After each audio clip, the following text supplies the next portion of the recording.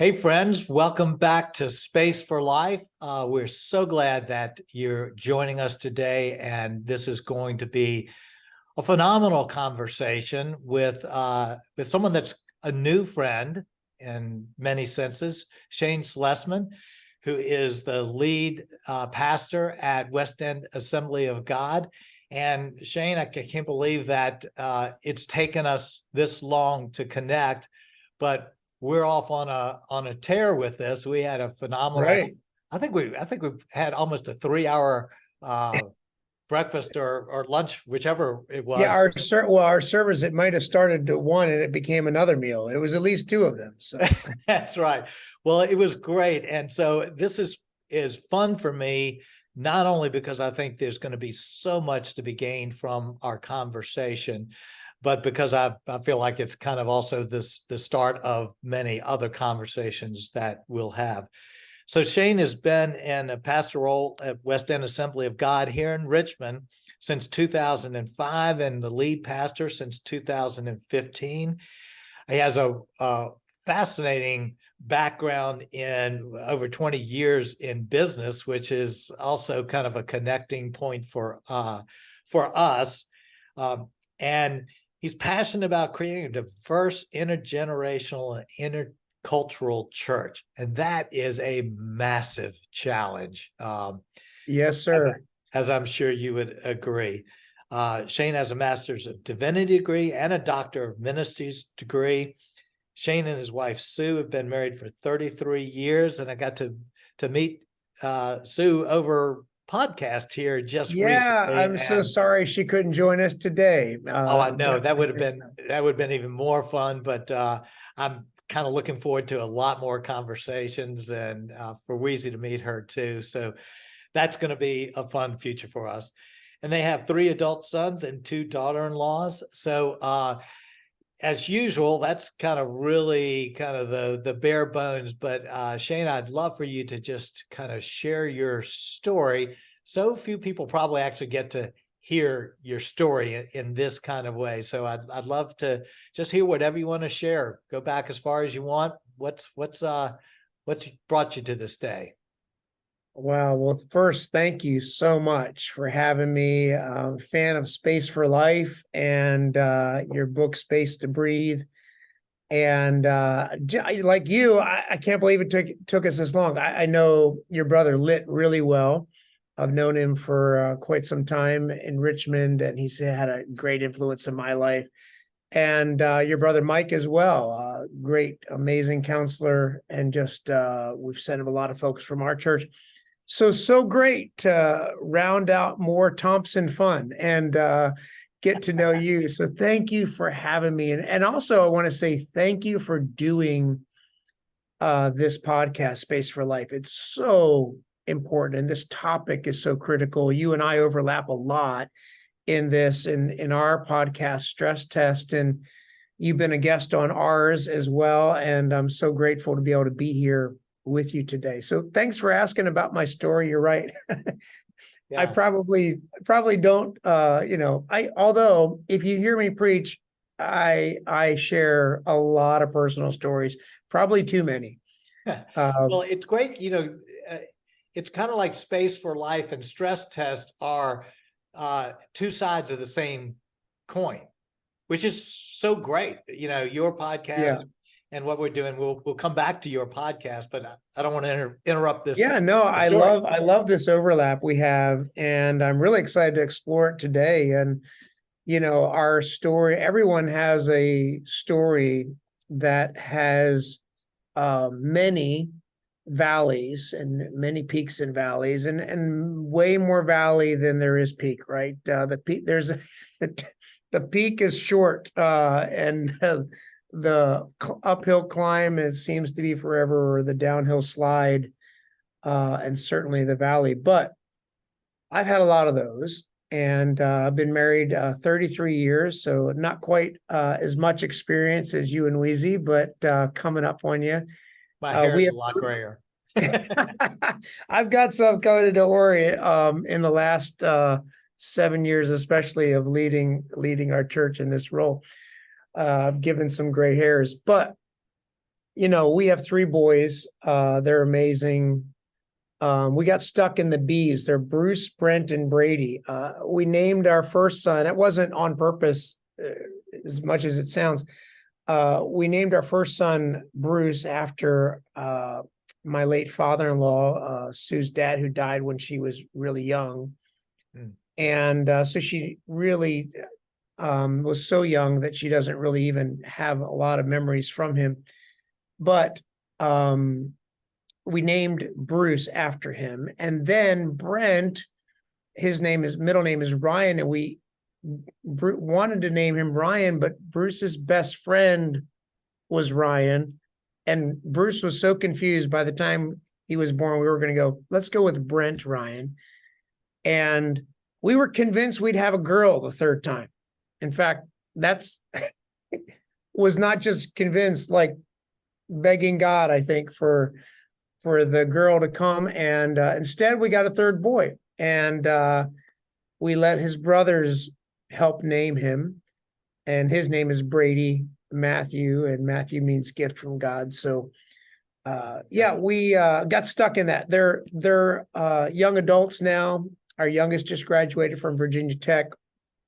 Like you said, I have a pretty extensive background in business. I took the slow seminary journey of 3 different seminaries in 3 different seasons of my life, finally finishing and then going on to my doctorate with the last seminary. And so I have been on this really long arc, but ministry has always been my passion. I believe scripture.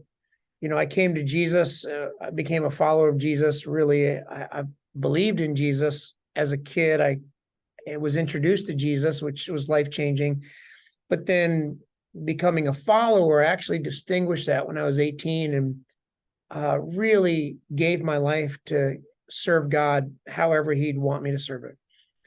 And that led to business at first for a season, then ministry, and then back to business vocationally, and then back to ministry. And but always ministry was a part of all of it was ministry. It was just a different role. And I came to West End Assembly of God over 23 years ago. Our youngest, I know that because our youngest is gonna be 23 next month, and we came here right when my wife was we visited when she was pregnant, and we had him when we started coming here. So I was a member in the congregation, serving on all the different teams everywhere. I worked for a company as a sales consultant at the time, and then began my own consulting firm, which was a few times I've had my own business, and then came on staff here in 2005. And it was a very big surprise to me. I didn't expect it. I didn't expect to be asked to be considered, and it wasn't on my radar. But when God drops those things in your lap, you say, okay, and you listen. And so we did, and came on staff. And then, wow, been on staff for over 17 years now, going on 18 years this fall. And I was a family life pastor for 10 years and of that time, and then for the last 7 leading the church. So that's a little bit about my story, or at least about my background, at least. Right. Well, that's helpful, and it's a long time, and I think probably a lot of people appreciate, but some perhaps underestimate what's involved in being a pastor, the pressures and the stresses associated with it, and that's kind of huge. So I'd love for you to just share, I guess, a little bit about your journey of being a pastor and how that's formed you. Yeah, thank you. I really I think um, early on, I was impacted by pastors. Um, my spiritual father, who's now in heaven, one of my spiritual fathers, I have multiple spiritual dads that I've adopted or become their adopted son in spiritually speaking. And my very first spiritual father, um, he pastored a church in Pennsylvania where I'm from and grew up in the Philadelphia area. And I really, he had probably the most profound impact in my life. And so when I first started out, though, in my walk with Jesus, I was kind of had this impression that like the highest good you could do, like the greatest thing you could do is like in jobs would be being a pastor, because like that's the ultimate. Like as if there are levels of serving Jesus. And I didn't understand how it all worked, Tommy. So, you know, this is not this is just descriptive, not prescriptive, but I that's just how I saw it. And it was a little bit presented that in that culture that I came up in. And but I'm so grateful for that church and for that pastor, E. Robert Jordan, the chief, they called him. He was a chief in the Navy, and that stuck forever. He was responsible for, man, hundreds and hundreds of church plants and pastors around the country, thousands of pastors around the country who've been impacted by this man. So I was like, how fortunate is that, kind of your first spiritual father ends up being. So I was deeply impacted. And then I knew I didn't necessarily want to be a pastor, but I once I balanced that perspective that I was kind of sharing with you, that view a little bit, I realized, wow, we need, everything is ministry. Yeah. And I had a natural knack for business. And, I've been working since I was 10 years old. In fact, the only times I've ever not had a job were because I purposely took a moment between jobs. I've been so fortunate that way. I really took naturally to it and did well at it. So ministry was it was all ministry. Well, And I had a lot of great business mentors that taught me that too, like yourself. well, I think a lot of people perhaps don't appreciate the similarity between being an entrepreneur and being a lead pastor of a large church. And West End Assembly of God's a large church. So you're leading, just like an entrepreneur is, you're leading a large organization. And I know that leadership's a really big topic for you. And so I kind of want to delve into that a little bit, because one of the things that I learned, as we got together, is that your podcast, The Stress Test, is a little bit different than podcasts that I think about of other pastors and things, in that it's not necessarily connected to the church. So my guess is that you weren't just bored looking for something to do, in addition to everything that you were doing at West End Assembly. So this podcast, with this kind of provocative title, Stress Test, that you're choosing to do with extra time out of everything that's going on, what's the story behind that? Yeah, thank you for asking that, because Stress Test was actually birthed out of a pretty painful place. We and a shocking part of my story. I had a major heart attack. Just actually coming up, I just passed my 2-year mark this month. So Wow. Oh. so 2 years out, I'm very fortunate to be one of the survivors of which is of a widowmaker that shut. And when that shuts, it's lights out. And I think it's about 1% or something like that who really survive that, because a lot of times you're not somewhere where, you're not in a gym where they can use paddles, or you're not somewhere where they can revive you. But I'm even in a smaller percentage where I didn't need to be revived. I'm very athletic. I love sports. Been involved in sports my whole life. And I've been on a journey of endurance sports, of marathons, and lots of marathons, and even an Ironman, and lots of triathlons, actually. And my favorite was bike racing. Just love the thrill, love the competition. It's adrenaline rush like crazy. So it probably tells it tells a little bit about me. So right there. But I'm 25 miles into a 30-mile, or 35 miles into a 40-mile training race, which we do a lot of around here. And I have a major heart attack. But as far as I knew, it was some kind of indigestion or some really horrible pain. I just knew we were on the final hill. I just needed to get over that last hill, and then I could help my team in the coming flat and do what I can do to help. And somehow I tagged on the back of that group to make it over that climb, but I could not recover going downhill, Tommy.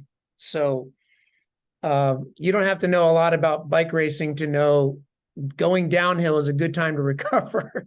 Right. But my heart rate would not come down. I knew something was wrong.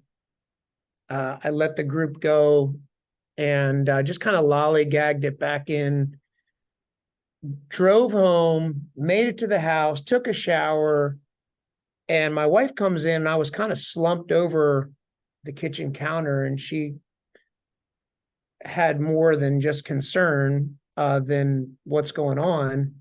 I was like, oh, I'm so out of shape. I feel horrible. And she's like, no, what's wrong? And my son, who's a physical therapist, was, he has all the pre-med stuff and all, has a doctor kit, comes in with his blood pressure, does the things. It keeps going higher and higher and higher. And finally I go to the hospital, thankfully, and find out really miraculous there, because I tricked the EKG, I tricked all the tests. They're almost ready to send me home, and thankfully a nurse, 4 months on the job, keeps coming back in and looking at all the numbers and everything. It looks really concerned. And my wife Sue says, hey, what are you thinking? What's going on? Can we find out what's going on? She's like, I don't know, He's kind of shaking his head. And I said, hey, what are you seeing here? He goes, well, you should listen to these guys. They've been doing it 20 years, but I've only been doing it 4 months. Something's not right. I think it could be a heart attack, but I'm not saying it's a heart attack, but I said, they've ruled that out.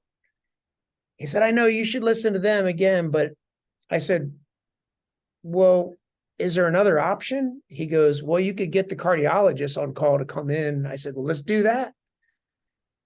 Cardiologist came in. When he got there, this guy had no bedside manner. He was the perfect doctor for me. He just shocked me and said, Mr. Schlesman, you've had a major heart attack. I already called my team. They're coming in. We're prepping the OR. I'm going to get you back. And we were just like, what? Oh my goodness. So yeah, pretty shocking. That's to find that out. I mean, and amazing that you're talking today. I mean, that's about as close as you get. Pretty miraculous, like I said, and I'm fortunate to be one of those survivors. But you know what? That was a catalyst for me. Because when we did the study, talked to the doctors, they couldn't find anything wrong. They didn't know what caused it. I mean, the blockage caused the heart damage. I had 95% blockage in my Widowmaker. A few millimeters later, I had 75% blockage. So if you can have more than 100, there you go. No one knew how I was possibly standing, not alone finishing a ride or driving to the hospital. So what caused that? Family history. Don't really have any family history to speak of. I was really super healthy. Every number I had, low cholesterol, low everything, low, great blood pressure, great everything. And they had been treating me for the last 2 years, as COVID, we can dive into that later, but it really changed the landscape of church and a pastoral life and that kind of leadership space. But they were treating me for anxiety and things like that before, and now suddenly I have this heart attack. Wow. Stress, we don't realize what a silent killer it really is. And so we believe, after a lot of research, that a lot of what contributed to my heart attack was the stress that I was living. Probably very hidden to so many people out, except for those closest to you. Tremendously so.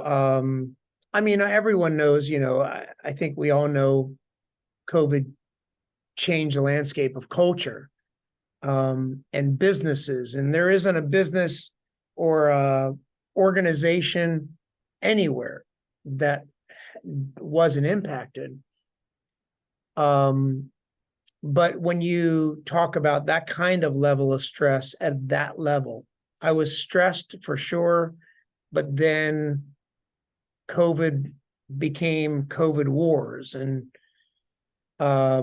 racial tension became a racial war. And we live in Richmond, Virginia, the heart of the South here, and certainly there's a lot of tension between cultures. And then political votes became political wars. And Right.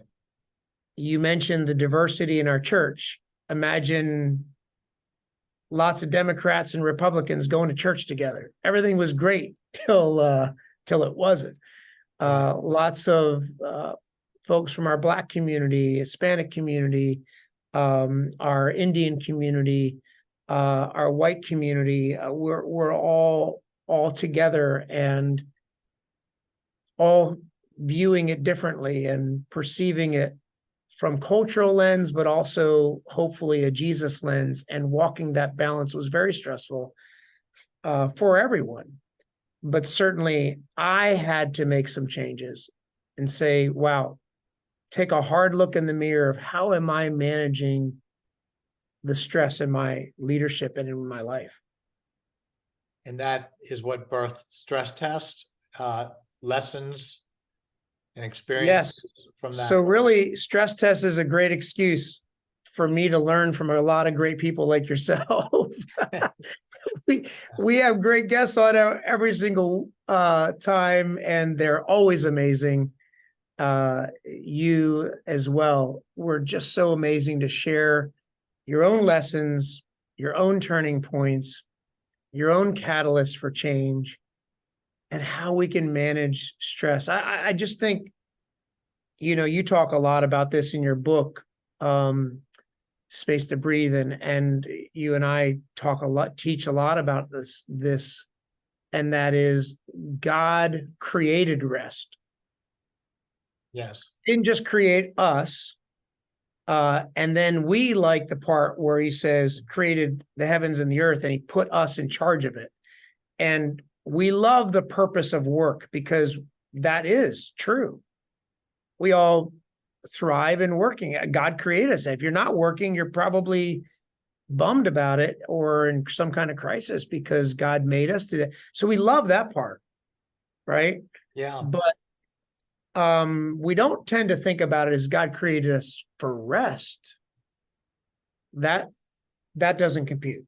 I think what's fascinating to me about that, when you kind of just put all of that language around it, is that Sabbath rest is called very specifically a gift, and yet it is also a command. When it came down to it, God did not need to put in the 10 Commandments, you shall work, but he did Right. need to put in there, you shall rest, even though it was his special gift to us. And it shows this really quirky relationship we have with engaging in rest as human beings. And you're so right. Stress is both figuratively and literally a silent killer. It's also something that is a massive commonality that we all deal with. And Absolutely. I think there's a tremendous power in having conversations about this that can help people unpack this and entertain the possibility that God has a better way that isn't necessarily consumed with stress for his children to live. And yes, that's just powerful. So, what you're doing with your podcast, out of the hard lessons, and I want to get more into that. I just think it's so needed, well, it's needed for me. So it really keeps us on track. Sue and I love doing it. We do it together. It's not stressful, thankfully. It would be really bad to have a podcast about stress that was stressful. But no, we love it. We really love it. And we love learning from everyone. Great. Well, so let's dive into the weeds a little bit. You have a absolutely life-changing, upending experience that's defies explanation as to why you, in extremely good health, would have a major heart attack like that. You come out on the other end knowing that your life is a gift, that you are still living. Let's just start off with, what would you say are really the lessons that lessons that you take from that experience? Yeah, it's like you would say this too, right? It's an ongoing lesson that never stops teaching, thankfully. Yeah. I here's I read a book called The Ruthless Elimination of Hurry. Have you read that I book? have. Yes. Yeah, that's a great book. That was one of the first books I read while I was recovering from the heart attack. And I hope you go out, I mean, as your listeners go out and get that. It's a great book. But I looked at work and what I did. I've never not worked. So like you said, I had to figure out a way to rest. I knew how to work. I mean, no one, I love the way you said that God didn't have to command us to work. He had to command us to rest. Work comes naturally to most of us. And I that was true of me. So first thing I had to do was learn to rest. And I know it sounds silly, like everyone knows what they like to do to rest.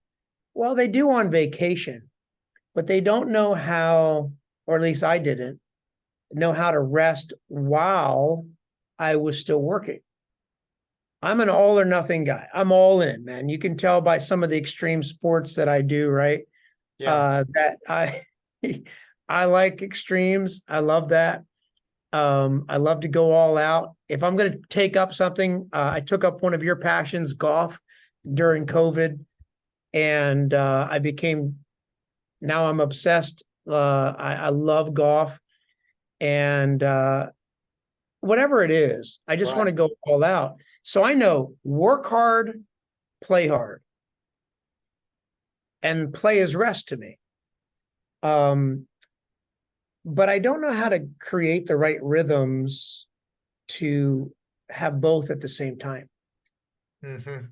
And so I was really convicted. There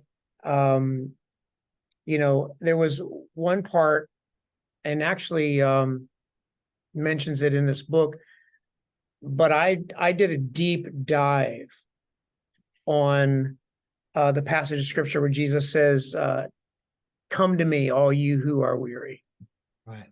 and heavy laden or heavy burdened, Yeah. and I will give you rest. Now, I've went to a lot of places for rest. I went to a lot of places to play, like I said, work hard, play hard. We've had some great vacations in our lives, some great trips, some great times of rest, but how do you work and rest? Because he said, come to me. Okay, that's first. Second, he says, take my yoke. Now, you know from your seminary studies, right, that would have been that rabbi, you would have been a part of that rabbi's yoke, or you would have taken on his teaching, and you would have kind of just locked yourself in with your teacher. But a yoke is a work tool. Yeah. It's a burden. Yeah. So Jesus is saying, come to me, all you who are weary, and I will give you rest. But then he says where he's going. He says he's going to be able to give us rest at work. Mm. So that for me, maybe that's not blowing anyone else's mind listening today. That blows my mind. Now everybody knows, right, in career, find the job that you do for free and do that. I do this job for free. I already did. I've done this job many times for free. And I do it again, and I will one day. But that isn't rest. That's purpose, right? That's calling. That's calling. And so how do I rest, and how do I do that at work? So I've been learning how to set up rhythms within my work that create rest, coming to Jesus, because he said I could have rest while I'm working with him. That's so great. And I particularly love that word. It's a word that I keep on coming back to, that word rhythms. Because you're right. We're so wired, it seems like, in our culture, to silo things and say, okay, there's work time and there's rest time, and then there's this time and that time, and the two shall never meet. And that sense that that we should almost blow those silos apart, and work and rest can exist together. And I love, don't think it was in that book of Comer's, The Ruthless Elimination of Hurry, but in one book it described Dallas Willard, who had that quote, The Ruthless Elimination of Hurry. Someone asked him what one word he would use to describe Jesus. And I thought, oh, that's a fascinating question. And I was thinking about all the words that describe me that would, parallel that. And then Dallas Willard said, relaxed.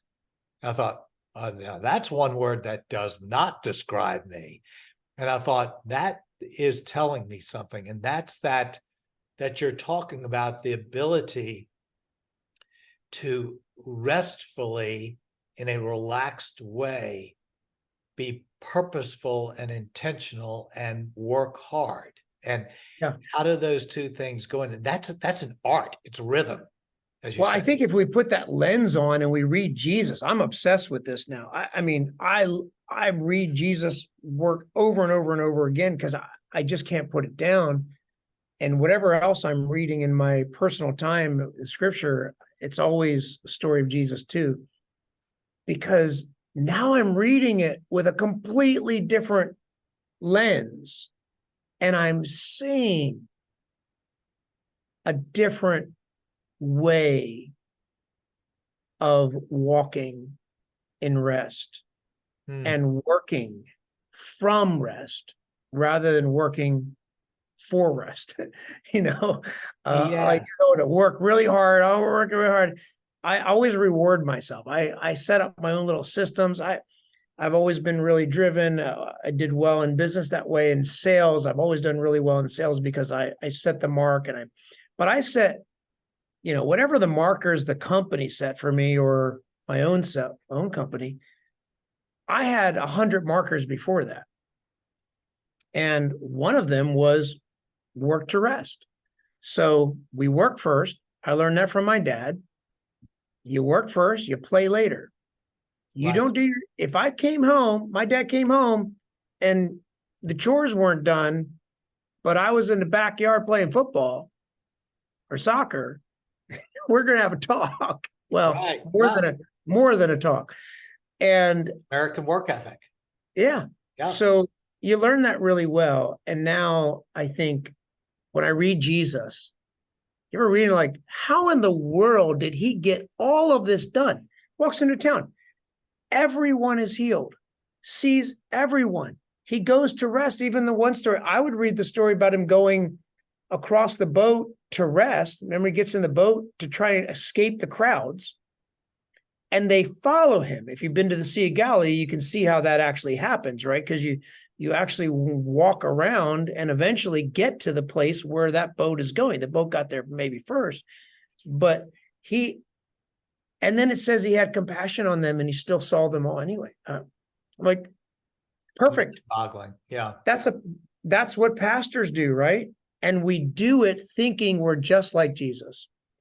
Yeah. And you know what's interesting? I don't remember whether it was my observation or someone who told me this, but when you think of creation, the Sabbath was the seventh day, but it was the first day that humans existed, because human beings were created on the sixth day. So their very first day in existence was a Sabbath.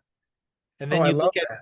Psalm 23, and the Lord is my shepherd, I shall not want. He makes me lie down in green pastures. And you get this rest that precedes walking through, even though I walk through the valley of the shadow of death. And that's very, very different from work to rest, as if rest is only a means to an end to work better. And it flips it on its head to say that they coexist together. And that's a vastly different way. I want to give him credit for it, because now when I heard you say it back, I realized I had said it. I actually got that phrase from our podcast from Mark Batterson, who said that on our podcast. And when he said it, I wrote it down, and then I've actually put that in front of me in multiple places. And I don't know if you play that game, but I just keep things in front of me sometimes because I'm really ADD. And so that concept of working from rest means Psalm 23 has got to mean more to me than a passage I read at funerals. I'm obsessed with that passage too. You and I have that in common. I love that you've put it so much of that in your book, because I'm just obsessed with that passage as well. And that's really kind of the next part of my journey, has been from learning how to live that out, because Jesus was my savior first, right? Jesus is my Messiah. He's the one. He's my king. He's my leader. He is my healer. He is my provider. He is, all of the things, Jehovah Rapha, Jehovah Jireh. But we don't talk a lot about how he's our shepherd. Yeah. And so I had a huge spiritual moment about a year ago when studying that passage for the 1000th time. when I had to get down on my knees and say, Jesus, I've not made you my shepherd. And I want to confess right now that you've not been my shepherd. And I just began to pour my heart out to God and ask him, Jesus, will you be my shepherd? Will you, which means, right? I'm okay that he makes me lie down. Mm-hmm. And he makes me lie down. And I will follow him into the field, which seems meaningless at times, right? Like, what are we doing? Right? Because I'm always go, go, go, go, go, go, go, go, go. What are we doing? And he leads me beside the still waters, which I spent time this morning at the river. I have a favorite spot at the river. I go to it every single week, multiple times a week, sometimes, depending on how hard the week is. Right. And it's just a physical reminder of exactly what Jesus is wanting to do for all of us right now, which is lead you to what you may think is not purposeful and meaningful, but is the greatest purpose and has the most meaning, because the good shepherd is the one taking you there. And if you would just go beside still waters, then he finally gets to the point, right? Which it's not just rest, but restoration. Yes. So there is the place he restores my soul. And Tommy, I'm still learning it. I'm on a journey, but with renewed commitment every day to learn to work and rest in that rhythm, but also to allow him to be my shepherd and lead me there. Well, I really appreciate that. Shared with you earlier a very similar sentiment in that, the reason I wrote Space to Breathe Again and the reason that I talk about this so much is because I have a problem with it myself. This does not come easily to me, and I constantly struggle. It's not because I've got it figured out. It's because I keep on needing to come back and figure it out. And what So true. what I hear in this, which I think is so powerful, because you're an influential person doing a lot of work with a lot of people, and I just say that just as not as a pat on the back, as a statement of fact. And what I hear and what you're saying, and the very similar lesson that I've learned, is that we're being invited into rest. We're being invited into peace and joy by God. And that, so good. as I've said, he doesn't desire for us to live stressed out, heart attack waiting to happen lives. Right. He's inviting us. And I think so many people who probably in reality have frankly a lot less reasons to be stressed out than you do are living incredibly stressed out lives. And I just hope anybody listening hears the invitation in this, because it's such an amazing invitation that there's a better way of living that applies to all of us, regardless of whether, we're seemingly important or really busy or what. God is inviting us to something, incredible. And that's what I hear in your story, amidst all of that busyness. Yeah, I'm striving to do that, for sure. And I hope as people are listening, my story is a cautionary one in that I had a catalytic moment that was a wake-up call.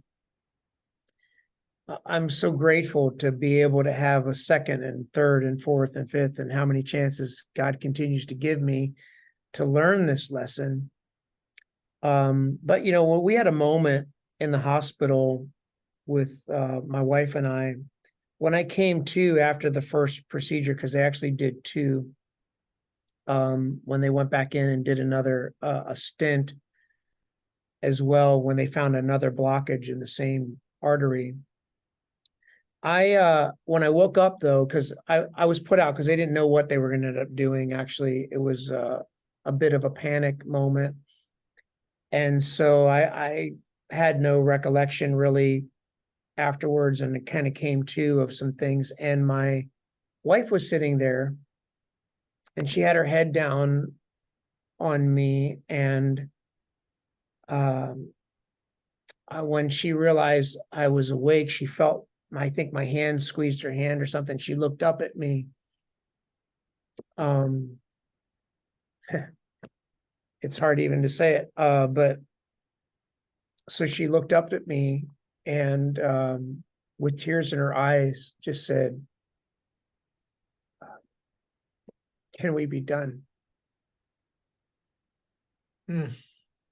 And there is no job, there is no calling greater than the one that Jesus calls us to live a life with him and our family that he gives us. And if you're blessed to have the people around you. And so, of course, the answer, I immediately responded, yes. Now, I think there's a lot of people maybe even listening that need to be done, and not necessarily done with a job, although sometimes that's true, right? There's nothing wrong with being like, if you say, there's just no way I can do it in this. Okay, well then don't do that anymore. It's okay. And I don't feel bound to do this. Like I'm called by God to do what I'm doing, but I'm not called to do it this way. So maybe what we need to be done with is done doing it that way. And I love that. So that's where I'm really spending my focus and energy, on learning to be done and learning to be done with that. That has got to be an absolutely powerful message for a congregation of enrichment high achievers, to hear that. And so, that is a message of grace, and it's a message of hope, which is so great. And it's by God's mercy that he taught you as he has taught me. It's just by his mercy, because it wouldn't have happened naturally. It wasn't happening naturally. Nope. And it won't. If you don't put those, and you talk about margin all the time, Tommy, and I love that.